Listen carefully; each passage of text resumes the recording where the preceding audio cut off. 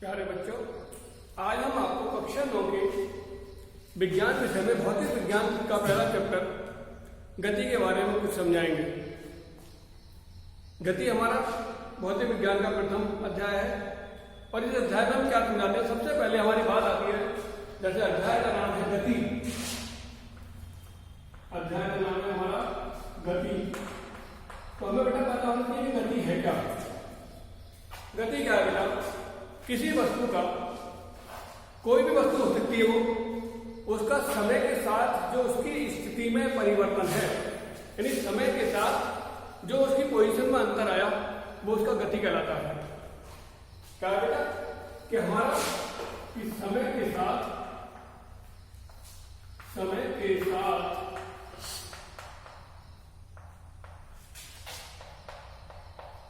स्थिति या अवस्था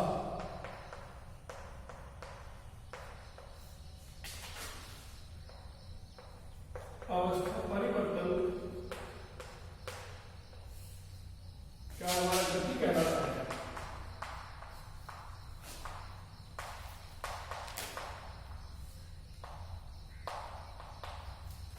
कैसे होता है हमारा? इसका एग्जाम्पल देखते हो। सपोज करो कि हमारी कोई गाड़ी है, गाड़ी में कोई बाइक भी हो सकती है हमारी। अगर कोई हमारी बाइक कहीं से चलना प्रारंभ किया, तो चलना प्रारंभ करेंगे तो बेटा हमारा वहां से क्या होगा? समय भी प्रारंभ हो जाएगा। अब समय के बाद माना हमने सपोज करें 10 सेकेंड के बाद वो इस समय ए पोजीशन पर है, ये भी हमारी पोजीशन ए और ये भी हमारी पोजीशन बी, यानी ए स्थिति पर है और माना वो 10 सेकेंड के पश्चात बी स्थिति पर आ जाती है। कहां से? हमारी ए स्थिति से चली और 10 सेकेंड के पश्चात बी स्थिति पर आ जाती है। तो हम ये क्या हुआ हमारा? ये हमारी गति हुई। इसके अलावा हमने देखे पेड़ पौधे को भी, पेड़ पौधों की शाखाएं हिलती है, कुछ जो शाखाएं हिलती है उन शाखाओं का हिलना, शाखा अपनी जगह से हटेगी तो नहीं, लेकिन पेड़ की कोई शाखा अगर हमारे पास दे रखी है तो वो शाखा अपनी जगह, मान लीजिए पेड़ की एक शाखा है हमारे पास, इस शाखा का अपनी स्थिति से इधर भी जा सकती है, ये इधर भी जा सकती है, हवा चलती है तो इसका इधर जाना या इधर जाना, ये क्या हमारा एक गति है। अब प्यारे बच्चों, आपने देखा कि आप क्लास में बैठे हो, आप एक चेयर से उठ के दूसरी चेयर में पहुंचे, क्या है ये? गति। आपने माना एक डस्टर है, हमने डस्टर लिया, यहां बोर्ड पे लिया हमने इस स्थान में, यहां से लेके चलता हुआ मानो हमारे यहां पहुंचा, यहां से लेके हम ये इस तरह से लेके आए, क्या है ये? हमारी एक गति। अब बेटा इसके बाद हमारी गति निम्न प्रकार की हो सकती है। क्या हो सकता है? कि गति के प्रकार, हमारी गति निम्न प्रकार से हो सकती है। सबसे पहले आई हमारी सरल रेखीय गति। कौन सी है हमारी? नंबर 1 सरल रेखीय गति। जैसा कि इसके नाम से ज्ञात है, सरल रेखीय, सरल यानी साधारण, रेखीय रेखा पर, यानी जब कोई वस्तु एक सीधी रेखा पर गति करती है, कैसी? एक सीधी रेखा पर गति करती है, तो उसकी गति क्या होती है? हमारी सरल रेखीय गति होती है। कैसे हम देख सकते हैं? मान लो हमने यहां से चलना शुरू किया, हम यहां पहुंचे, ये हमारा बिंदु ए है, ये बिंदु बी है, तो तुम हमेशा याद रखो कि दो बिंदुओं के बीच की जो लाइन होती है उसे हम सरल रेखा बोलते हैं। किन्हीं दो बिंदुओं को जो मिलाने वाली लाइन है, हमारे यहाँ दो बिंदु है ए और बी, इन्हें मिलाया तो इन्हें जो मिलाएंगे जिस लाइन से, उनको क्या होगी? हमारी एक सरल रेखा होगी। यहां से हम आगे और भी बढ़ सकते हैं, मानो आगे और बढ़े। अब बी से सी को मिलाया, क्या होगी हमारी? बी और सी के बीच की दूरी एक सरल रेखा। कितनी होगी? बी और सी के बीच की दूरी है, ये सरल रेखा होगी। क्या होगी? सरल रेखा। इस प्रकार हम इस पथ पर आगे बढ़ते चले जा सकते हैं। कितनी भी दूर तक जा सकते हैं। तो ऐसी गति हमारी क्या बेटा, एक सरल रेखीय गति। इसके बाद आता है हमारा एक समान गति। कौन सा बेटा चल रहा हमारा, एक समान गति।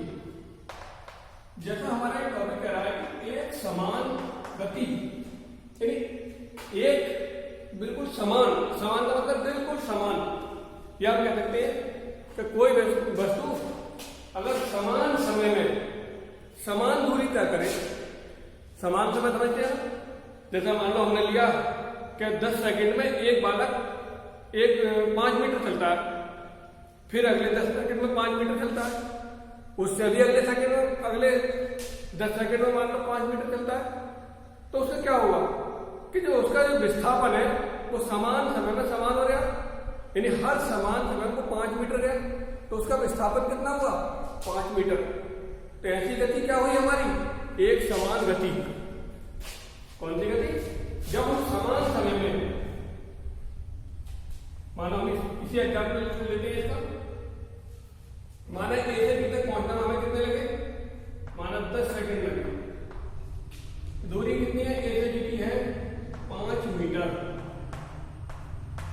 बी से सी तक जाने में हमें कितना लगे, हमें बी से सी तक जाने की हुई दूरी मान लो हमने कितनी है, 5 मीटर।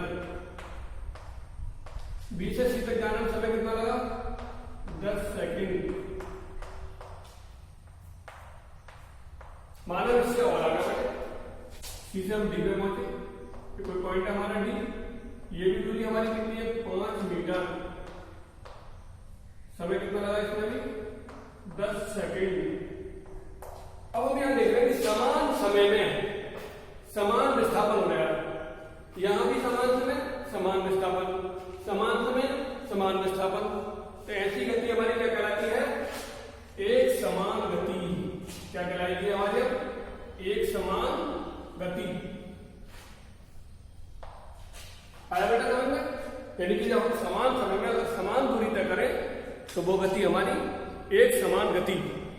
अब इसके बाद आती है हमारी असमान गति। क्या कह रहा है हमारा तीसरा पॉइंट, असमान गति, यानी बिल्कुल समान गति का उल्टा, यानी गति हमारी कहीं भी समान नहीं है। अगर कोई वस्तु अलग अलग समय में या भिन्न भिन्न समय में भिन्न भिन्न दूरियां तय करे, कैसी, भिन्न भिन्न समय में भिन्न भिन्न दूरी तय करे, तो वो गति क्या कहलाती है हमारी, असमान गति। कैसे, सपोज करो कि कोई व्यक्ति किसी भीड़ वाला जो रोड है हमारा, उस पर गाड़ी चला रहा है। अगर किसी रोड पर भीड़ भाड़ है या बाजार में गाड़ी चला रहे हो, तो कहीं तो हम देखते हैं बहुत तेज चलती है, कहीं बहुत धीमा चलाना पड़ता है, कहीं रोकनी भी पड़ती है। तो वहां पर क्या हो रहा है, हमारा समय तो हमारा बराबर चल रहा है, लेकिन हमारी दूरी भिन्न भिन्न हो रही है। कभी तो हम 5 सेकंड में 10 मीटर जा रहे हैं, कभी 5 सेकंड में केवल 2 मीटर जा रहे हैं, कभी कभी 5 सेकंड में 1 मीटर भी मूवमेंट हो रहा है हमारा। तो ऐसी गति क्या है हमारी, असमान गति। यह हम मान सकते हैं कि पार्क में तो आप सब गए होंगे टहलने, पार्क में लोग टहलते हुए होते हैं।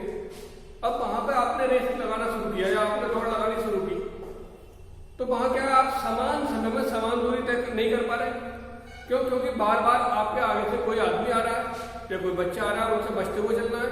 तो वहां क्या होगा, भिन्न भिन्न समय में भिन्न भिन्न दूरी तय हो जाएंगी आपकी।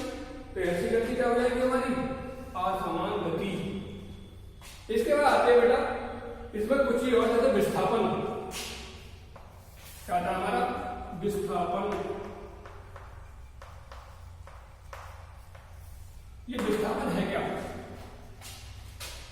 विस्थापन क्या है, कोई भी कण हो या कोई भी पिंड हो, उसकी प्रारंभिक यानी फर्स्ट पोजीशन और अंतिम पोजीशन, यानी प्रारंभिक और अंतिम बिंदु के बीच की न्यूनतम दूरी।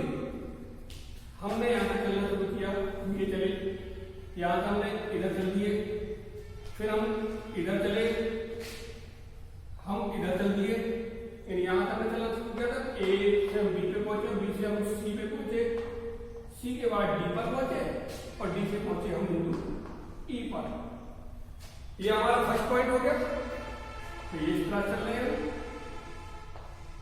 ये हम चल के आए, ये हमारा हो गया प्रारंभिक बिंदु, यानी क्या होगा स्टार्ट पॉइंट और ये हो गया हमारा एंड पॉइंट। तो स्टार्ट पॉइंट और एंड पॉइंट के बीच की जो न्यूनतम दूरी है वो क्या कहलाता है हमारा विस्थापन, यानी क्या बोलते हैं हम क्या प्रारंभिक बिंदु।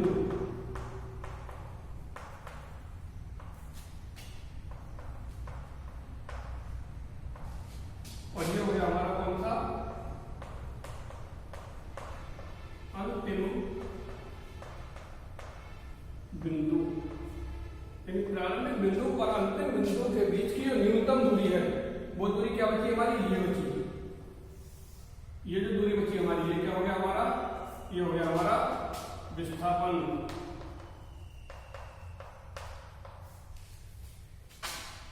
समझ में आ रहा होगा क्या है, तो प्रारंभिक हमने यहां से चलना शुरू किया, अगर हम यहां से लौट के यहां पहुंच जाते पूरा ये पर, तो हम यहां से चलते यही पहुंच जाते, तो पहले और अंतिम बिंदु के बीच में कोई दूरी नहीं रहती, इसलिए हमारा विस्थापन कितना हो जाता शून्य, क्योंकि विस्थापन कहां से डाला जाता है जहां तक हमने चलना शुरू किया और अंत में हम जहां जाके रुके या यहां पर ठहरे। अब ये प्रारंभ में यहां से शुरू किया, अगर हम हमसे पूछता मान लो ये दूरी हमारी, हम कुछ मान लेते हैं, माना ये 10 मीटर है हमारा, ये भी हमारे 10 मीटर है, ये भी 10 मीटर है और ये भी कितनी है 10 मीटर है। हमसे पूछता मान लो ये दूरी जो होगी, अगर हमें इसे ग्राफ पेपर पर तक लोड करके बनाए तब तो हम दूरी को आसानी से निकाल सकते हैं।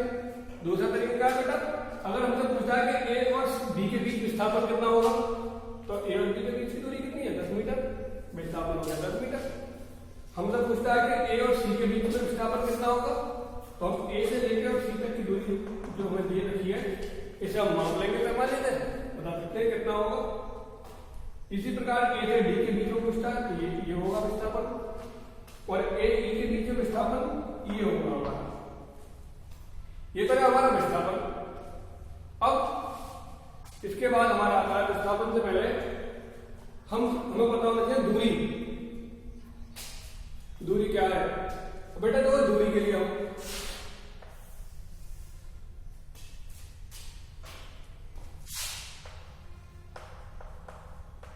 दूरी क्या है, एक बिंदु से चले किसी एक बिंदु से लेकर चलते हैं हम, एक बिंदु से और दूसरे बिंदु तक की जो माप है क्या है, ये हमारा पॉइंट ए दिया है, ये पॉइंट बी दिया है, ए पॉइंट से बी पॉइंट तक की जो माप है हमारी वो क्या हमारा दूरी है। यह हम कहते हैं, आपने फार्मूला पढ़ा होगा तुमने, 4 बराबर होता है दूरी बटे समय। क्या पढ़ा होगा बेटा कि 4 बराबर होता है दूरी बटे समय, तो दूरी बराबर होता है हमारा 4 गुणा समय।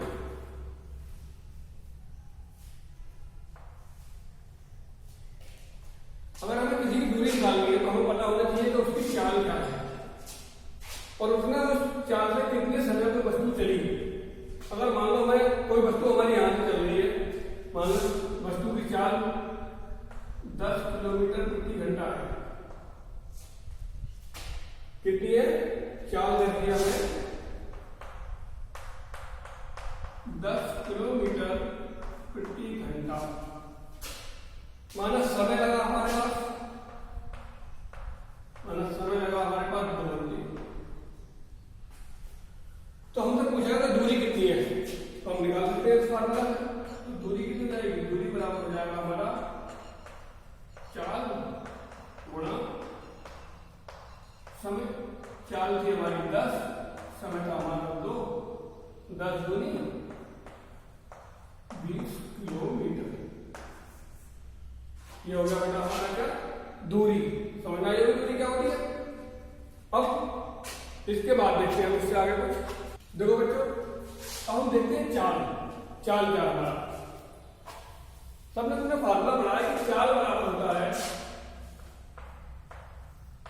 तो दूरी बटे समय क्या पढ़ा बेटा आपने पढ़ा कि चाल बराबर होता है दूरी बटे समय। अब हम यहां से इसकी डेफिनेशन बनाते हैं। अगर हम समय को एकांक करते हैं, कितना करते हैं समय को हम एकांक का होता है 1 सेकेंड करते हैं या एकांक समय करते हैं, लेकिन दूरी तो हमारी समय करते हैं हमने एकांक। तो हम क्या कर सकते हैं कि एकांक समय में किसी वस्तु द्वारा एकांक समय में चली गई दूरी उसकी चाल कहलाती है। क्या कहेंगे? अगर बेटा इसमें समय एकांक कर दे तो एकांक समय में वो एकांक समय 1 सेकंड हो सकता है, 1 घंटा हो सकता है, 1 दिन हो सकता है। यानी जो एकांक है हमारा, एकांक का मतलब है कि हमने एक यूनिट मान लिया, उसे एक नॉर्मल संख्या लेके चले, हम भाई 1 के अकॉर्डिंग लेके चल रहे हैं। एकांक समय में वस्तु द्वारा तय की गई दूरी उसकी क्या कहलाती है? चाल कहलाती है। अब चाल बराबर होता है दूरी बटे समय। अब बेटा हम दूरी किसको मापते हैं? भाई दूरी में जो मापते हैं हम, अगर हम दूरी की बात करें, हमारी दूरी को हम मापते हैं बेटा मीटर में। किसको मापते हैं? मीटर में। और समय, अगर हम समय मापें किसमें? सेकंड में। तो हमारी एक पद्धति चलती है हमारे देश में, जिसका नाम है MKS। क्या नाम है हमारी पद्धति का? MKS, यानी मीटर किलोग्राम सेकंड।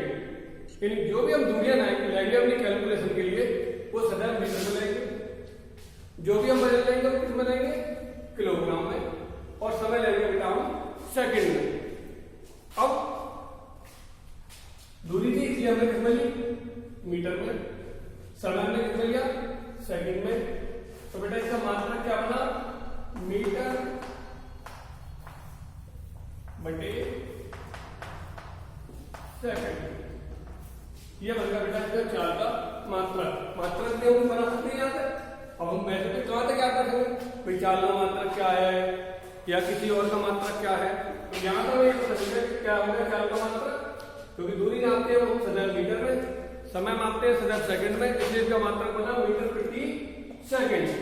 अब चाल के बाद एक चीज आती है हमारी वेग।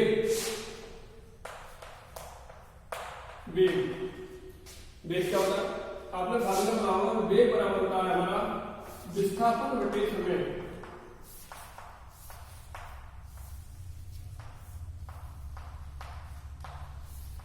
वेग बराबर विस्थापन बटे समय। अगर हम समय को यहां भी एकांक करते, क्या करते हैं? हम समय को एकांक विस्थापन बटे इसे करते हैं हमने एकांक 1। तो भैया हमारी पुरानी डेफिनेशन उसी हिसाब से बना सकते हो कि एकांक समय में या किसी वस्तु का एकांक समय में हुआ विस्थापन उसका वेग कहलाता है। यानी किसी वस्तु द्वारा कोई भी पिंड हो सकता है, अगर वो एकांक समय में जो भी उसका विस्थापन हो रहा है वो उसका क्या कहलाता है? वेग कहलाता है। अब आप देखोगे समय दोनों में नीचे है, ये भी समय है, ये भी समय है, ये भी दूरी है और विस्थापन भी एक दूरी है। इनमें अंतर क्या? दूरी बेटा वो है जो हम कहीं से चलना शुरू किया, हमने मान लो हमने यहां से चलना शुरू किया, यहां तक गए, क्या है? दूरी है। यहां गए, क्या हमारी दूरी है? ये क्या है? दूरी। ये भी क्या बेटा? हमारी दूरी। अब इन्हें अगर हमने मिलाते हैं लाइन खींच दी तो ये क्या हो गया इनका? ये तो हो गया विस्थापन। और दूरी पूछता है हमसे तो A B C। अगर हमसे पूछता है कि उस वस्तु में कितनी दूरी तय करी, तो हम A से B तक की और B से C तक की दूरी का योग होगा हमारा क्या? उसकी दूरी। हमसे पूछता है विस्थापन, तो इनके बीच की जो मिनिमम दूरी है, यानी पहले पॉइंट से अंतिम पॉइंट के बीच की जो मिनिमम दूरी है, एयर डिस्टेंस है, वो क्या है? हमारा विस्थापन। अब एक तो अंतर में ही हुआ, दूसरा चाल सदैव अदिश राशि होती है। चाल के लिए हमें किसी दिशा की आवश्यकता नहीं होती। हमें ये नहीं कहना कि हाँ भी हम 15 किलोमीटर प्रति घंटा की चाल से पूरब दिशा में जा रहे हैं, अगर दिशा साथ लग गई तो वो बन जाएगा हमारा वेग, और अगर दिशा साथ नहीं है तो वो क्या है हमारी चाल। कैसे हम देखते हैं, कोई कहता है एक वस्तु की चाल 10 किलोमीटर प्रति घंटा है। जब इतनी बात आई तब तो ये हो गई हमारी केवल चाल। और वेग को हम कैसे कहेंगे कि एक वस्तु का वेग 10 किलोमीटर प्रति घंटा पूर्व दिशा की ओर है। जब दिशा आएगी तो हमारा क्या हो जाएगा वेग, और जब दिशा नहीं होगी तो क्या हो जाएगी हमारी चाल। अब ये है बेटा हमारा चाल और वेग का मुख्य अंतर। तो बेटा हम आपको इस अध्याय के आंतरिक प्रश्न है, ये हमें रखे पेज 110 पर, 110 पेज पर हमें कुछ आंतरिक प्रश्न दे रखे हैं। अब आप उन्हें देखिए।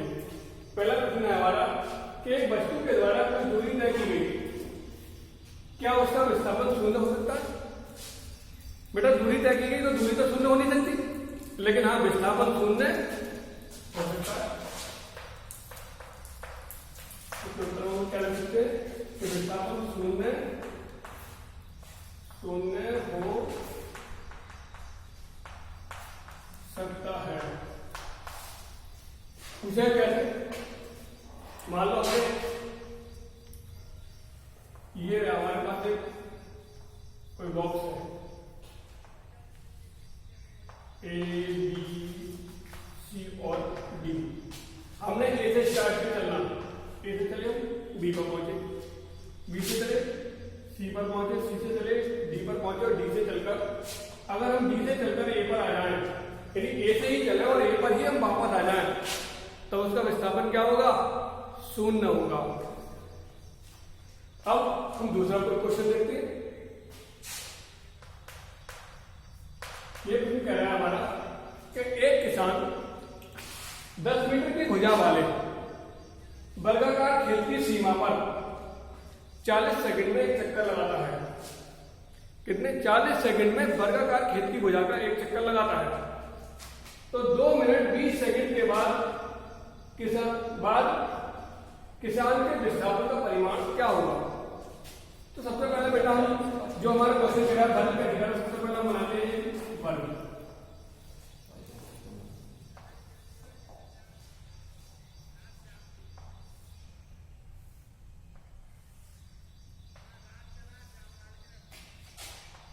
ये हमारा वर्गाकार खेत हो गया। कह रहा है इसकी भुजा है 10 मीटर, 10 मीटर ये हो गई,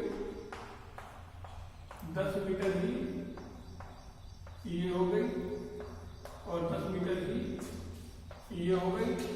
अब ये भुजा बची, ये भी हमारी कितनी हो गई? 10 मीटर हो गई। हम देखते हैं कि एक चक्कर में कितनी दूरी चल रहा है? 10, 20, 30, 40। एक चक्कर में कितनी दूरी चला किसान? 40 मीटर। 40 मीटर चल रहा है, समय कितना लिया उसने? 40 सेकेंड। यानी 40 सेकंड में चलता है वो 40 मीटर।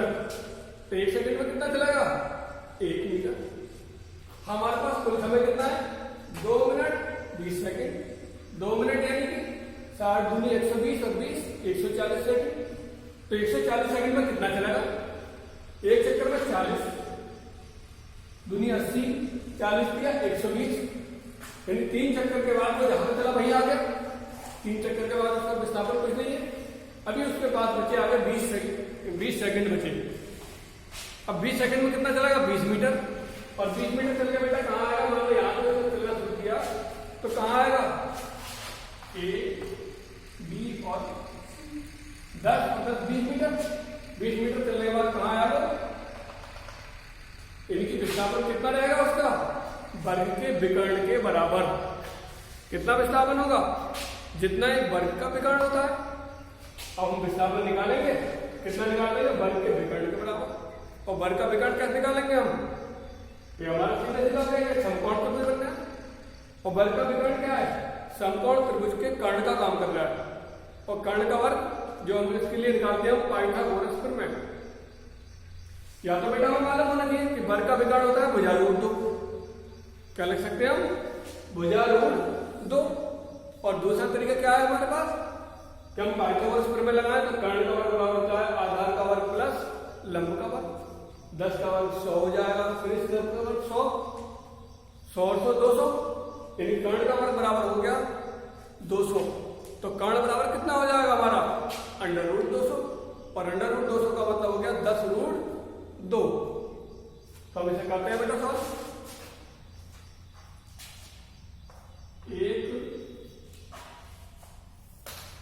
इसे बेटा भी सेट करते हैं। एक चक्कर में तय दूरी कितनी हो गई हमारी 40 मीटर, और एक चक्कर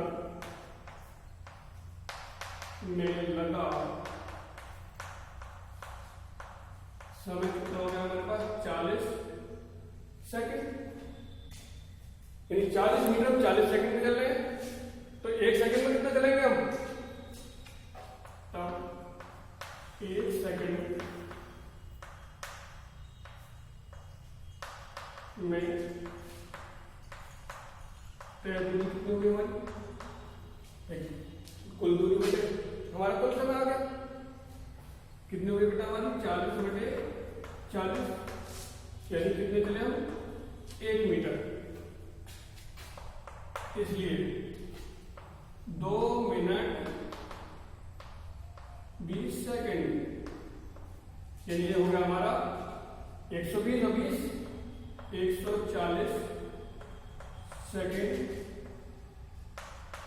में तय दूरी होगी हमारी कितनी 140 मीटर।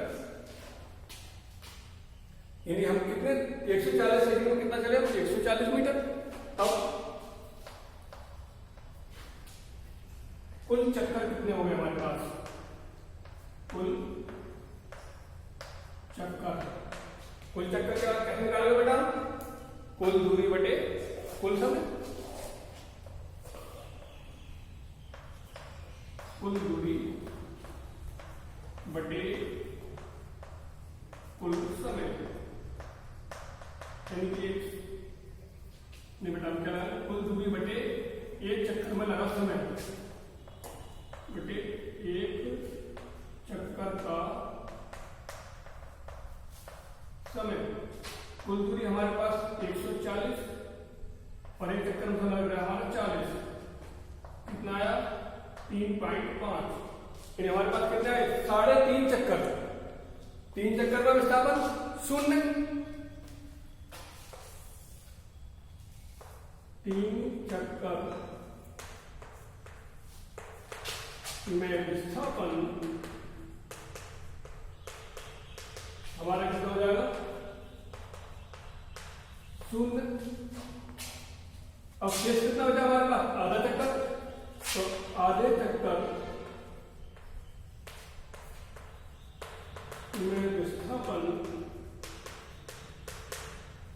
बराबर होगा हमारा किसके,